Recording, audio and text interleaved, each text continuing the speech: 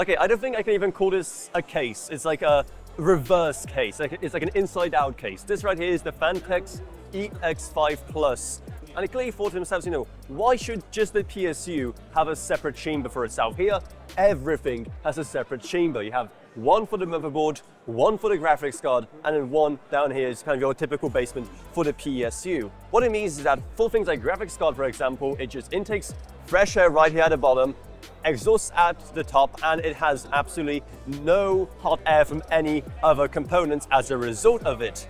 Though of course, because of its layout, it means that it doesn't really have too much space for things like SSDs. I think we mount like one SATA SSD in there and absolutely no space to mount any hard drives. So that's something to keep in mind if you were to buy this thing. Another big benefit that they're claiming for this is the fact that you don't need to buy as many fans because, well, you only need the 3 for the AIO right here, and there's also one more at the back. But here's the thing, right? The AIO and the fan actually come in bundled, which becomes even crazier when you consider price. The regular EX Plus right here is going to cost you around 160 euros, or probably around the same in dollars. And then there's also the Max right there, which will cost you 230 euros and comes with an LCD. And again, that's with the AIO and the fan all included. So that's kind of a pretty decent deal if you ask me, but would you ever consider running a thing like this yourself, especially with the amount of other compromises being made because of this form factor? Well, let me know down in the comments below. And huge thanks to Gavin Byrne, this is Rage, Ella Vroniak, Balaj Roken, Sudan Mixer Machine, Allcraft, and Mason Magruder.